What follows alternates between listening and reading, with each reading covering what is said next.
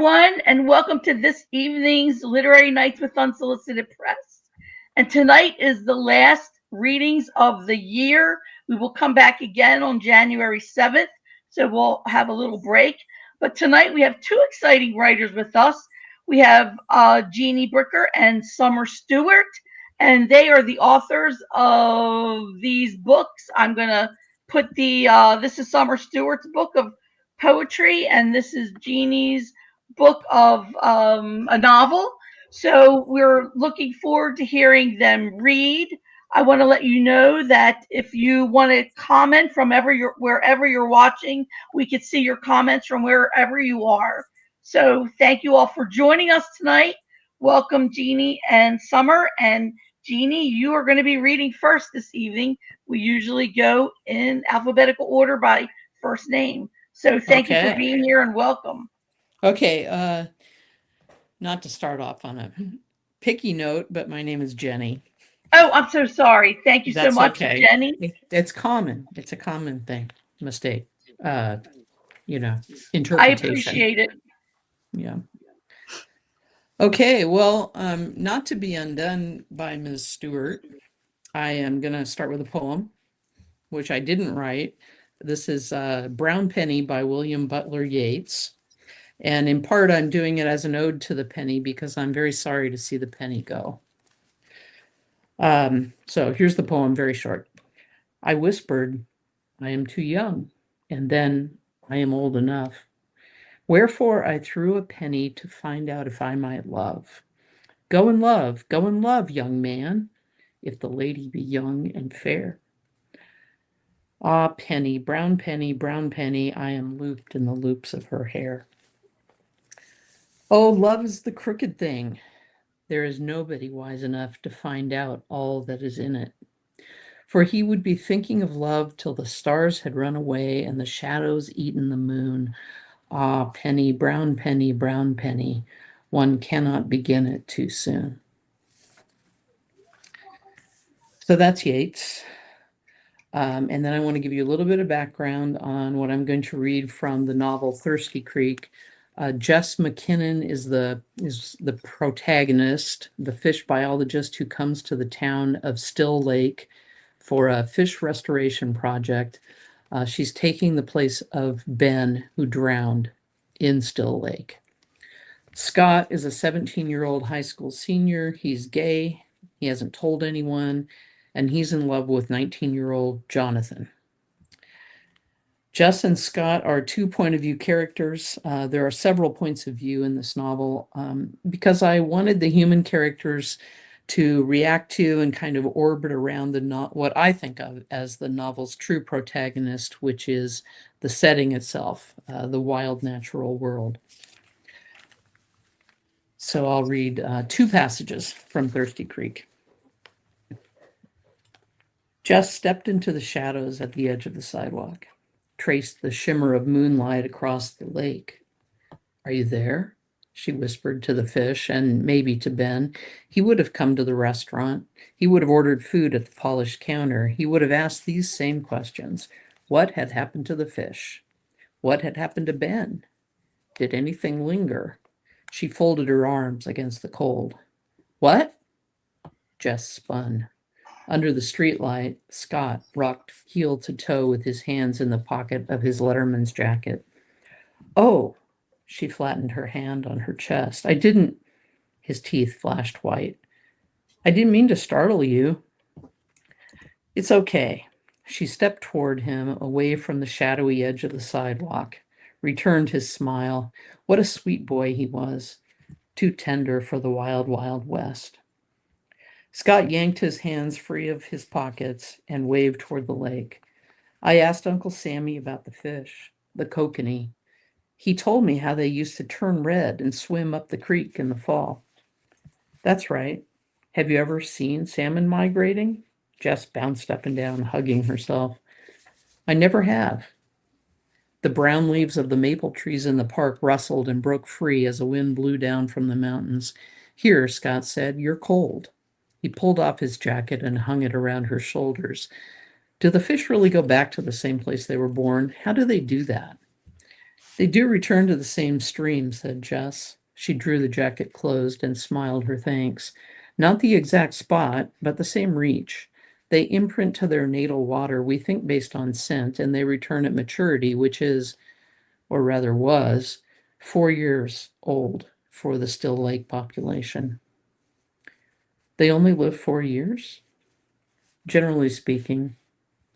They turned together to look out across the dark water, its river of moonlight. The maple leaves hung quietly on the branches, and their fallen comrades lay scattered across the grass. The silence felt solemn between them. Jess was thinking about death, Ben's, her own. She wondered whether Scott was thinking about his grandfather. When he spoke again, his voice was low. Is that how long other types of salmon live? Only 4 years? It varies. 4 years. The length of high school, the length of college. It had taken her 6.5 years to finish her degree, working full time. And they live that whole 4 years in the lake, or I mean, they used to. Another wind passed through the trees and the piles of leaves pitched across the park. Right, except when they spawn. The spawners lay their eggs in the inlet stream, which in our case is Old Chuck Creek. Jess threw her arm out toward the dark water, then drew the jacket around herself again. The chill was deepening. How do the eggs stay in one place? The current is so fast. He stepped closer. They were still turned toward the lake. She chuckled at his curiosity. He ducked his head as though he thought she was laughing at him, so she pushed her arms into the sleeves of his jacket and touched his shoulder. Aren't you cold? She asked. He shook his head. He was acclimated. She wasn't. She remembered the first winter after she moved from Chicago to Portland, how she went about in a t-shirt, waiting for the weather to turn cold. She made a swishing motion with her right hand, brushing her left arm. The female uses her caudal fin, or in other words, her tail, to scoop out a depression in the stream gravel or small cobbles, any place the water will be able to circulate. Those nests are called redds. The male deposits sperm over the eggs, and then the female covers them by churning up the gravel on the upstream edge of the redd. She might do this several times until all her eggs are gone. Jess watched his face as he took this in. She could tell he was imagining the bright red bodies digging in the gravel. He cleared his throat, tucked his hands back into his jeans pockets. Then she dies? He asked. Jess nodded. Then she dies. And this is chapter 27. This is Scott's point of view. Scott stared at the blank sheet of paper until his eyes watered and the lines jumped on the page. Outside, the wind hurled the rain around and tossed the boughs of the fir trees. 11 o'clock. If he went to sleep right now, this very minute, he'd have 6 hours before he had to wake up and help Mike get ready for a fishing trip. He twirled the pencil in his fingers. He thought about the Still Lake kokanee, how they had hatched in the creek, swam to the lake, grew up, had their babies, all of it. A complete lifetime in 4 years, only that. He thought about his grandfather in that poem, Brown Penny.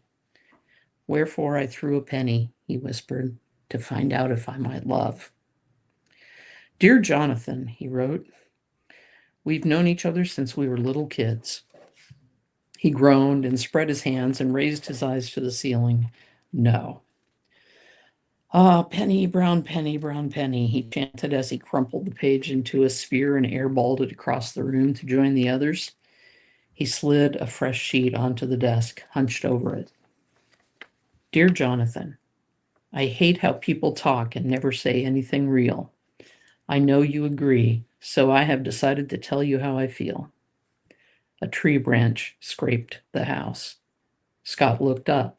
Then he bent again and wrote, the rasp of the pencil on the paper vibrating through all his bones.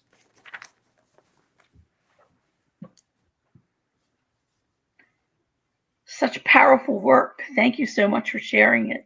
Thank you. So, Summer, can you tell us a little bit about your book? And is it all poetry, or is there any essays or fiction in there? Yeah, okay. So there's See, I'm going to start speaking fast, so I'll try not to. It's a combination of poetry and essays, primarily list essays and shorter form essays that are woven in between the poems. There's not any particular sectioning in terms of this is about this or that is about that, but they do thread together. And so you kind of get from start to finish and feel hopefully complete by the end, or maybe a little untethered by the end also. But it's largely about the concept of mothering, but like also in terms of erasure of women as our identities shift when we have children, but also how we're treated prior to that. So from becoming, girlhood through to womanhood, and then sometimes the erasure that occurs when we have children.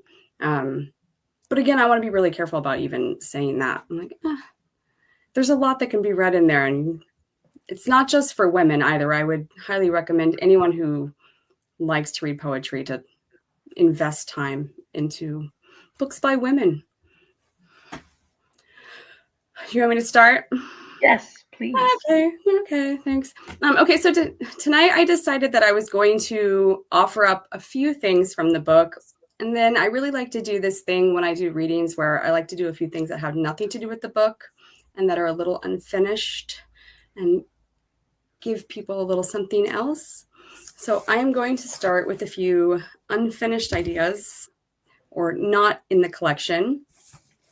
But I titled them all I Am Mother, which is something I'm doing lately. Everything I write is I Am Mother. So we'll see what happens there. Okay, I Am Mother. Episodic lust, men double-aged, flipping through my body like a library book. Half the day slept on paper, half the day eating Raisin Bran, catching pneumonia. I cough with temporary blindness. I search for the photo of my grandmother, cradling my mother, her twin, handmade calico dresses, wind-blown cherry trees behind them. My mother's cheeks are swollen like plums, her lips dripping juice. But my grandmother's face, perfectly done, hides shadows of exhaustion caused by the man taking the photo. Sweat pools at my brow. I fear anything below the lips. It's okay to nip my tumors off with your teeth. Just that one. I am mother. The father of my child left me along the Tuolumne, swollen and empty, and the first thing I did was sing a lyric from his favorite song, the words a blood transfusion. I became the river. Labor lasted for hours, split the perennial garden. Yellow jackets pricked my spine, and like delayed photography, flowers were born. I will try and slow down. Fine. Not race, because I'm very good at it. Fig Tree Summers. This one was actually, this was published like maybe 6 years ago now in Euphony Journal, if I remember right, but it's changed a tiny bit. Fig Tree Summers. I made freezer meals from the remnants of my birth to keep my mother with me always. I remember scalding water on my toes. You christened me in a broken tub behind the motel. Your blood sopped off with a rag. The smell of fig trees floated on gas-waved air. I wonder every day why you didn't leave me to drown. Okay, I'm going to do this one, and then I'm going to attempt to pull something up on the screen and read it. Okay. I am mother. Mother, motherfucking mothers, other mothers into kitchen sinks, others eating mothers out of house and home. Mother missing in mystery novels built on a schedule. A milk carton pumped from mothers giving us the miracle of life affords opportunities to brim a bowl full of maggots. Mother itches pus, applies bacitracin to stop scars under her skin tags, birthing under her arms. Mother cradles the heads in the lost and found bin at elementary school behind the clinic. Mother, another man becomes another mother. on the news story dresses fit for a king, plastic mother parts with easy on, easy off connectors. She tires on the couch, her head sinking to her chin. The light from the TV glows her upside down. The caterpillar shifts into its cocoon. Wow. And then I'm going to pull something up. Okay. Now, a few of these are actually in the book from here on out. I am mother. I bore my only child on fiery California stone. Her hair flushed carnation eyes reflected cyanophyta. I felt the coyotes amass the ravine, and blood leaving fingerprints on chalked earth. I remembered stiff air, splotches scrawling up my thighs. At first scream, the dove arrived at Half Dome, and upon the last, I had been forgotten.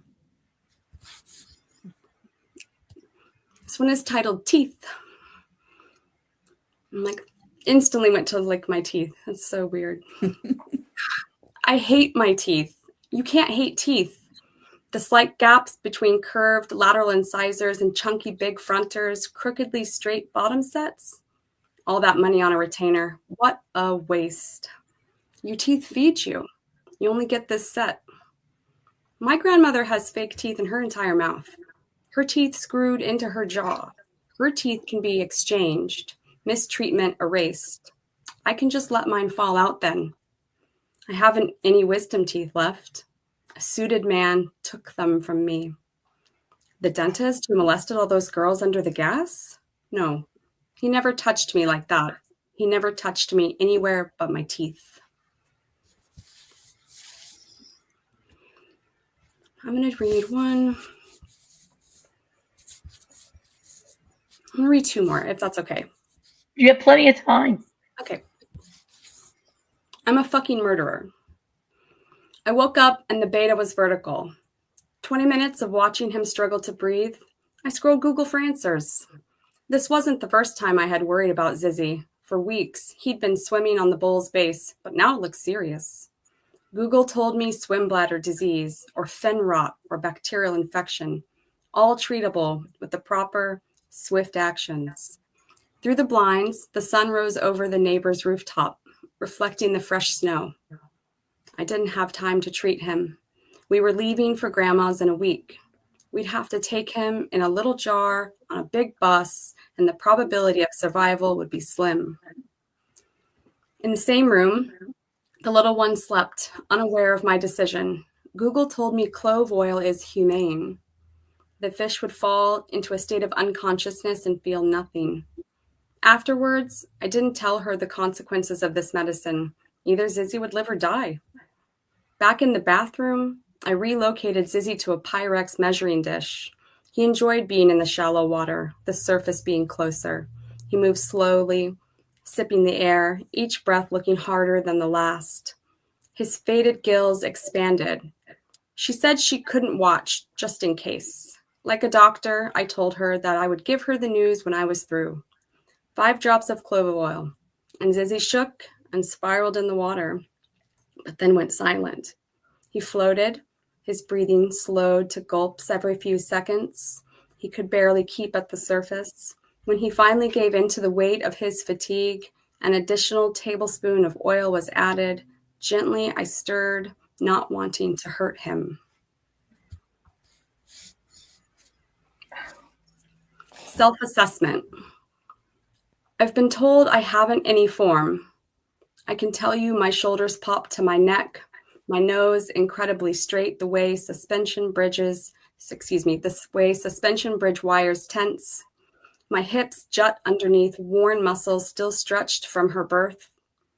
And I haven't any form because I am a river flooded, sweeping the valley floor, every inch of walnut orchard swallowed.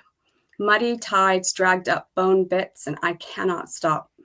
I rise into reverse tributaries, spread into cracked soil, and asphyxiate the possibility of return. And this is the last one. This is from my mama. Spread me out. The mountain silent, The air cold, my toes bare, burned. I pressed my feet onto limestone, lunging tired thighs with delicate sways of 1, 2, 3, 4, 1, 2, 3, 4. Fiddleheads unfurl, your voice whispering, put me in something nicer than a box. Spread me out onto a mountain, the way you blew dandelions as a girl. If my father had his way, he'd bury you in the ground, but I wasn't having that. You wanted to be burned and released from this prison, and that required a quick trip to the morgue and a bit of creativity. I siphoned you into a whiskey carafe taken from your grandmother's dead house after she too escaped. Once it overflowed with pennies, now you. But now that I am standing here, overlooking a million pines edging our once small town, I don't know if I can. I had planned to free you, let you into the winds. I pull the stopper and take a salt pinch of you, dust you over the sapling at my feet, and we go back down the mountainside together. Thank you. Such powerful poetry, both of you.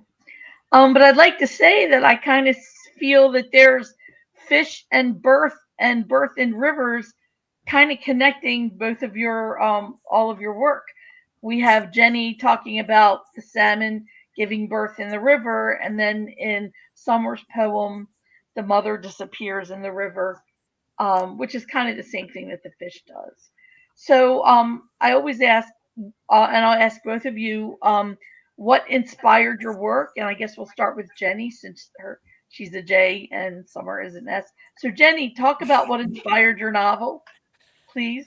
Well, I made a trip to Wallowa Lake for a conference, and the salmon or the kokanee. Kokanee are a freshwater type of salmon that live in lakes and go up streams. They live in lakes instead of the ocean because they're landlocked, right? So I saw the kokanee migrating up this inlet stream. I think it was Wallowa Creek, and I noticed that they were very different in size, but I knew they were all the same age.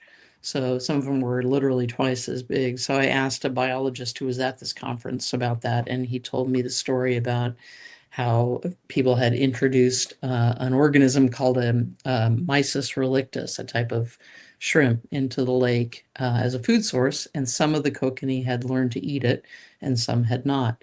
So I kind of I thought about that, for an inordinate amount of time, and I did research, and I was fascinated by this because in some lakes they did the same thing. They introduced this organism, and all the fish died.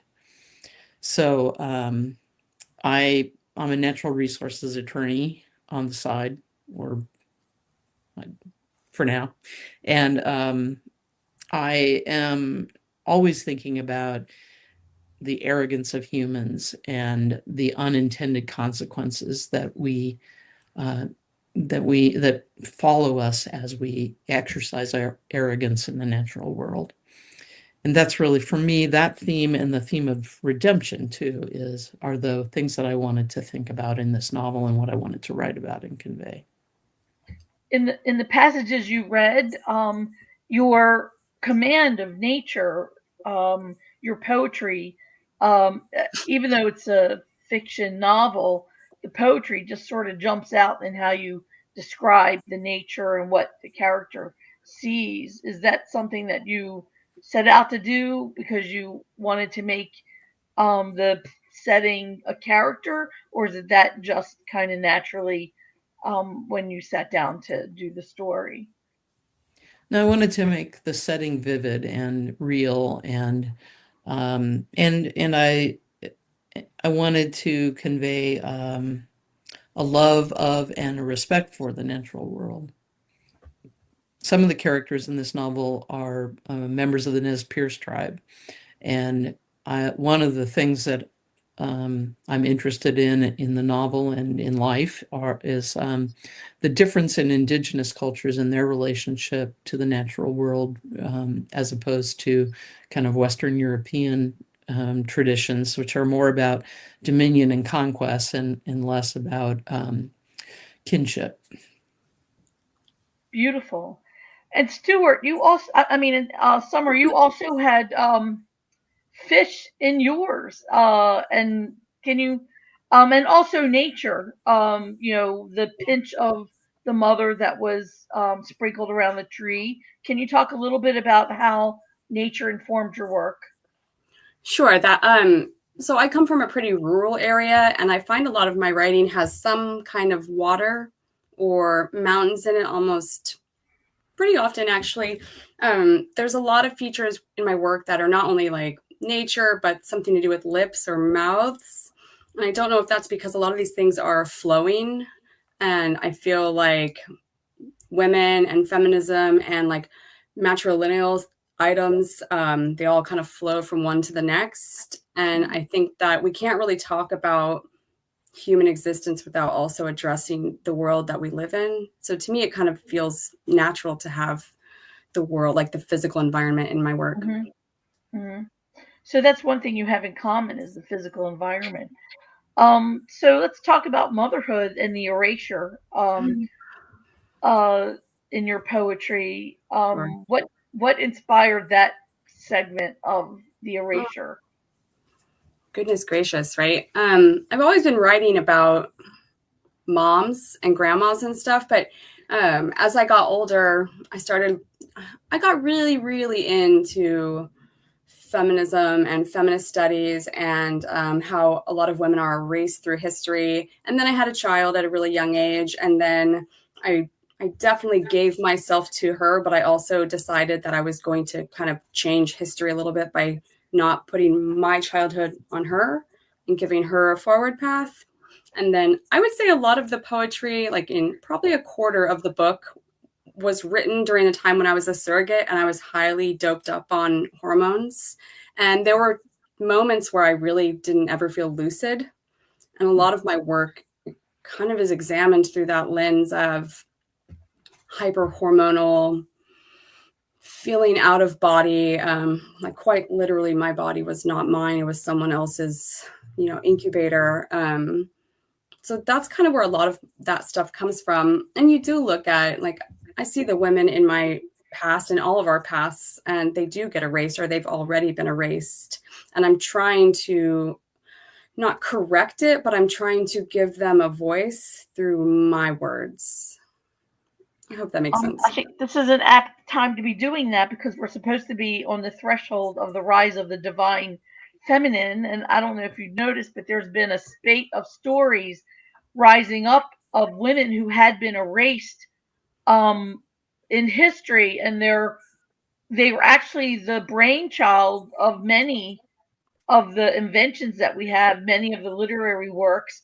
I read one recently, I don't know if it's true, where Zelda Fitzgerald actually wrote The Great Gatsby, and her husband stole the book, had it published as his own, and then blocked the publication of her next book, and she ended up he ended up putting her in an insane asylum. So don't know if that's true or not, but it sort of rings true when you think of all the women who did create and stumble upon and work hard to achieve greatness, and it was robbed from them and the men around them. I mean, even the woman who made the brown bag, her work was stolen from her, and some guy claimed the patent until she brought him to court. So, so with motherhood, we're erased by our children, maybe, but maybe not, Yeah. because you point to a circle. Your Yeah. grandmother, your mother, you. Yeah, I wouldn't say that children erase their mothers. I would say society erases mothers, Hmm, right? good I point. mean, kids are just there. They just exist in the world, and we naturally or societally are trained to give ourselves to them and then lose all our hobbies and interests. And we're told this is the only thing that we're supposed to be doing. I decided a very long time ago that I was going to show my child that you can be whatever you like, all of the things. You don't have to be one thing. You certainly don't have to erase your voice. I think society is erasing women, though. I don't I think agree with children you. are. And as women are being erased, so are the protections, as Jenny could tell us, for nature and for the pristineness of our natural environment with more and more companies trying to, mess up our pristine lands.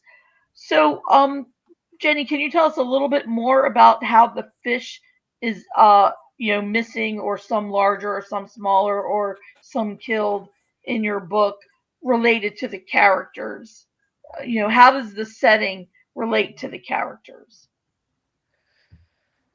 Well, the characters all interact with the natural environment in different ways, and the mystery of the ecological mystery is what did happen to these fish. The character Jess finds out about the introduction of the Mysis relicta, the mysids, the shrimp, and then her task, and she knows that the kokanee population was very compromised. What she doesn't know is whether they're extinct, whether they can be restored, and that's crucial to her project. So she's interested in that. Scott is an employee of Mike Branch, who's a fishing guide, a Nez Perce tribal member. And when he was a teenager, he was involved in the introduction of these shrimp. So he has a certain, he has a relationship to that. So that's the ecological mystery. And the murder mystery is actually the Just McKinnon's predecessor, Ben, drowned in the lake. But then everyone starts to think, oh, well, maybe it wasn't an accident. And then clearly it wasn't an accident. And so then the question is, who did him in? And then, of course, Jess is in danger because as this unfolds, she realizes, oh, whoever killed Ben, if Ben was killed, whoever killed him is now coming for me. So, everyone has all of the characters have a relationship to the natural components of the novel, the natural world. Well, if readers want to find out who done it, then they have to really get the book. That's right. So let's talk a little bit about the writing, the writing life and the writing process, and I'd like to hear from both of you. What is your process like? How do you approach? Are you a daily disciplined writer, or do you write when you have time, or like how do you approach the work itself as a writer? Is that question for me? It's for both of you, but you can please start. Okay. Well, I do have this law career, and I like it. It works for me. So, but I take a page, as it were, from Mary Oliver's book about writing. She talked about how she would get up in the morning. She had a job too. She was a poet, which, economically speaking, is probably even worse than being a novelist. And she would go to her job, but before she went to her job, she would get up super early and spend the first hour of the day writing, because that was when she was at her best. And I share that with Mary Oliver. I like to get up very early, and I like to write I try to write for an hour every day before I begin my work day. And it's a perfect time for me. It's super fulfilling. I'm having tea, which is one of my favorite things to do. And everything's quiet. No one else is up. That's one thing that happens when you get up early. It's satisfying for an introvert because no one bothers you. So that's my approach. I don't always follow it religiously, but I try to. And that's writing whatever I'm working on. There's a whole group of people who call themselves a member of the 5 o'clock club, where they get up at 5 o'clock and write for a couple of hours before they head off to work.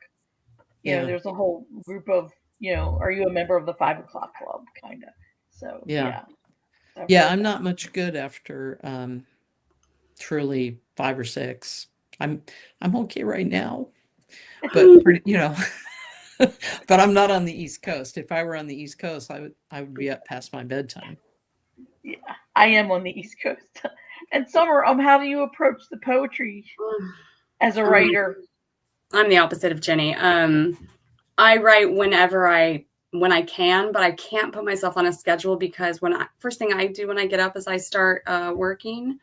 I answer all of the emails for Unsolicited Press before I start doing the rest of things I need to do, which ends up usually being a shit show. So I kind of write whenever I'm like, oh shit, I need to do something now. Okay, so I guess it's like with editing though, I'll put myself on a schedule. Once things are written, I can put myself on a schedule because that seems more doable, right? Kind of look at it as like going to the gym or lifting weights. I have all of the equipment available, so then use it. But for the actual synthesis of work, I just kind of, when it comes, but I never sit down and just write. I can't. I used to, and then I found that wasn't super productive for me. Well, your work is very bold and very strong. Thank you. Yeah. So about the writing life, I know Summer has a lot of things to do, but some writers actually do have a process. They keep a process journal or they keep a daily journal for images. Can both of you speak to that? And we'll start with Jenny too this time. Like approaching the work itself. I spend a lot of time spacing out and thinking. That's I count that as work. Does work. I mean, thinking about. To me, the impetus for writing is always asking, yeah, but what if this or this happened? But what if it were even worse? What if this happened? And and also, to be honest, and probably over disclose, for me, writing fiction can be therapeutic. I can take whatever wild ass thing happened to me. Usually some years have to pass, right? And I have to get a perspective, but then I can say, well, what if this were a story? Do you write short stories too, or only novels? I write short stories also. Okay. So then I want to know, do you keep a journal of those things? And also when it came to writing this novel, how did you keep everything in order? Did you do like with the timeline and the characters, did you do like a whiteboard or like how did you organize everything? Well, not very effectively. The novel was a work in progress for a good 12, 14 years. So I tried many things, including 3x5 cards on a big sheet of paper. And I have many notebooks, drawers full of notebooks. I keep a daily journal. Plus I have a separate notebook for the thing, for every significant thing like novel that I'm working on. And I have many notebooks for this novel and lots of research. I researched, I'm not a scientist, but I did a lot of scientific research, and I know a lot of wetland scientists and fish biologists who are going to read this book, and they're going to take me to task. So I tried to be careful. Well, what you wrote, you could tell that you really did a lot of research into the science because that character who was answering all the questions managed to impart the information without sounding didactic, which is quite difficult to do. Really quite difficult to do. So, Yay. Summer, do you keep research, like notebooks of research, or do you keep like a journal of images? Because some of your images are very vivid, and very striking. This is going to sound wild. So first of all, like I consider myself somewhat of an autodidact. I went to school for like 15 years because I had to actually just learn everything. I read constantly. So I live in literary journals, scientific journals, studies. In terms of my writing, I write on anything and everything. I have notebooks for days. If I'm driving, I have to pull over and I will find whatever is in the car. If it's like back of an envelope, Starburst wrapper, like I don't care. And I will have to write it down. I write down everything. I keep ridiculous records of everything that occurs in my life, personally, professionally, creatively. It's kind of, this whole house is full of ideas. Let's put it that way. So yes, there's journals everywhere. There's planners for everything. It's special. Pictures, like it is. My house is a No, mess. that's wonderful. So, do you mind those journals when it comes to sitting down to write? Oh yeah. Yeah. Sometimes it'll just be, I'll just be somewhere and a line will come to me and I have no idea what it's for. It could be for a poem or an essay or whatever. And I have to write it down somewhere. And then if it's on something that's not a journal, I usually take that with me and then I'll tape whatever that was inside my journal. So I don't rewrite it. I just keep it in its original form, because one of my biggest flaws, I guess, would be as soon as I start rewriting something, I will start to change it. And then I've removed the original essence. And I try very hard not to do that, if that makes sense. Yes, it does. It does. It sounds like you are bombarded by ideas all day long. That might be a little chaotic to do. I'm very ADHD. I'm Yeah, like, welcome to the rodeo.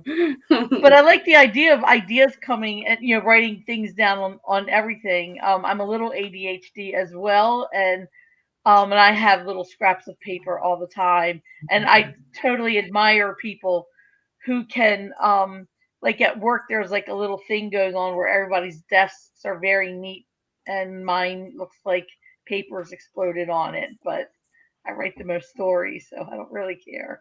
Yeah, I am very clean. I am very organized. Our house is very clean. Like you would walk in and you wouldn't realize the chaos that's in my brain, but I maintain a lot of lists also, so that does help. So that might be an inspiration for those out there who are trying to become organized amid the chaos. Yeah. So Jenny, I'm intrigued that you spent 12 to 14 years on this novel. Can you talk a little bit about that dedication and perseverance? Well, the problem, it was actually not my first novel, it was my third, but the first two, uh, one was a honors college thesis, and one was a something that probably I shouldn't have written and didn't need to pursue any further. I mean, anything I wrote in my 20s, I don't think needs to be see the light of day ever again, probably. But I didn't know how to write despite all that. And I wrote this thing, and I thought, oh, this is great. It really was not great. So I rewrote it several times. And originally it wasn't a murder mystery, but I realized, wow, the beginning is slow and it is dialogue heavy. And I have done many, many pages of information dumping, speaking of research. So I went back through it. I started with a blank page, and I liked the premise. I liked the premise with the fish and the accidental eradication of the fish. So I rewrote it as a mystery, and I tried to give it some suspense and some sense of urgency. And I did that several times. And I think it was good. And then it was good to go through that process, and it took whatever time it took.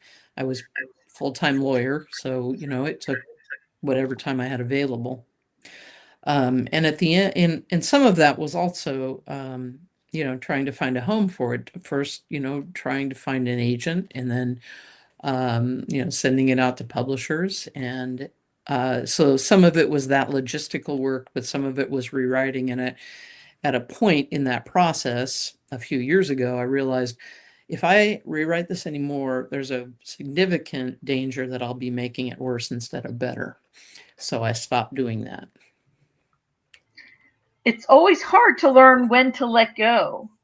Writers are always prone to polishing and rewriting. So it was a conscious effort. So once you made that conscious decision to stop rewriting it or polishing it, then can you talk a little bit about the time and effort and energy it took to find a publisher? Well, publishing in that 14-year span, publishing changed. Quite, and Summer knows this. The agents asked me for the manuscript when I started first in 2010. And and then after 2020, they stopped asking, and everything kind of, I don't know if everyone spent the lockdown writing a novel and then trying to find an agent, but it was like a sea of, I don't know, everything changed and the market changed, and I realized, maybe the agent thing is just not for me and not going to happen. So then I started querying publishers, and I found Unsolicited Press. Yay! Nice. I'm like, yes. A lot of writers kind of set off thinking about being published first before actually doing the work. Like it's obvious that you did the work. So can you talk a little bit about what aspiring writers should kind of focus on, rather than being published? The craft of it, because it sounds like you sort of learned it as you went. Yeah. Yeah, I did. There's no, well, my big lesson and I have written another novel since then. So, we're hoping that it does not take 14 years, because I'm not young enough for too many 14-year intervals to occur.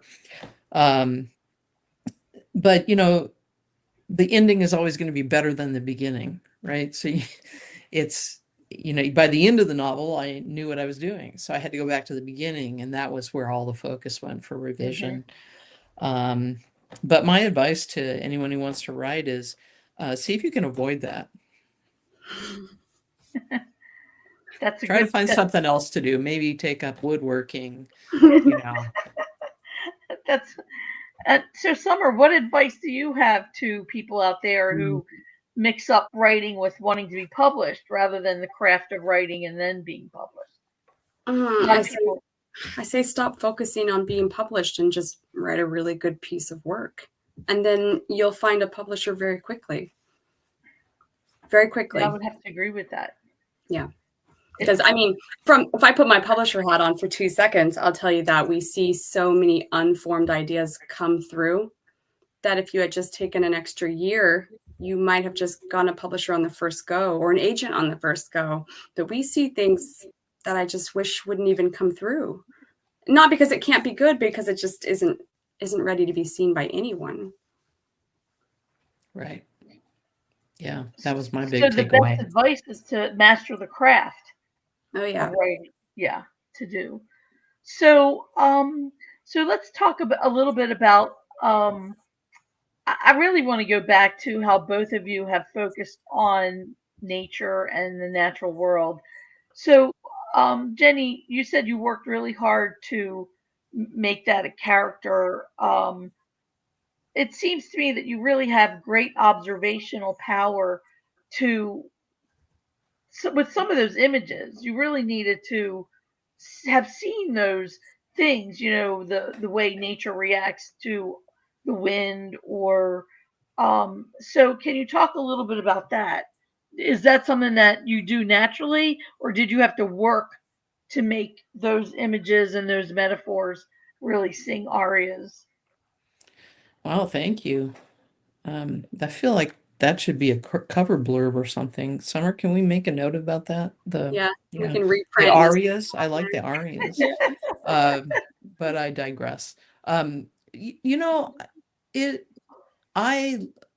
spend a lot of time outside, and I garden, and I hike, and I camp, and I'm outdoorsy.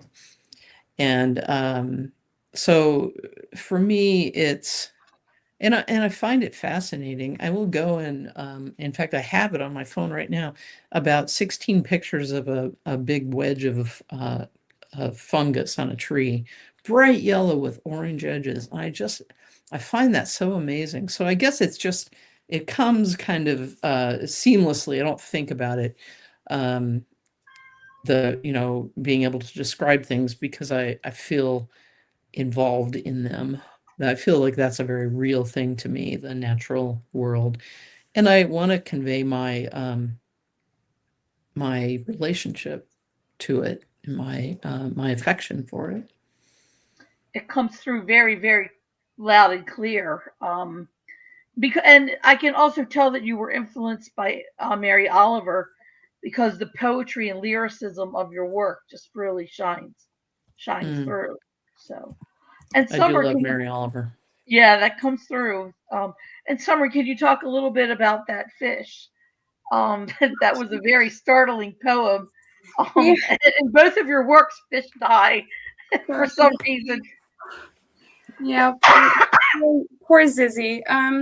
Yeah, I play with that poem a lot because it's a prose poem. It's always a complicated one to read because I'd be like, these are paragraphs, but whatever. So it's this prose poem, and my kiddo had this wonderful fish, and it died. But I just didn't know how to deal with that situation. But there's like something really. I'll just go back and say something else. So it's part nature, right? But it's also part containment, and it's human containment. And I always feel guilty about pets. We have cats now, and I look at them all the time, and like, I don't own anything. Like, I don't own you. I don't own the child that I have. I'm trying to get away from all of that. Like, we're just part of all of this, and I would like to look at it that way. But man, that fish just never had a chance. She was very young when we procured that fish, and she was very young when the fish died. And we buried it in basically frozen ground in Missoula and put a little thing and said, see you later. But yeah, I contemplated for about 35 minutes bringing it on the Greyhound bus to take a 18-hour bus ride. And I said, I can't put that in a jar. Yeah.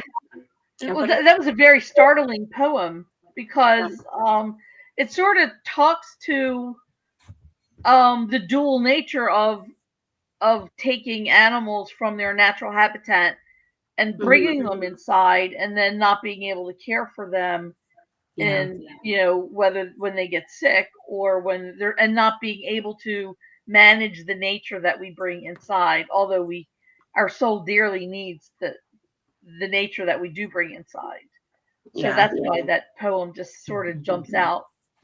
Is that in the book? Zizzy? Yes. All right. So readers will have to definitely buy the book in order to read that poem again.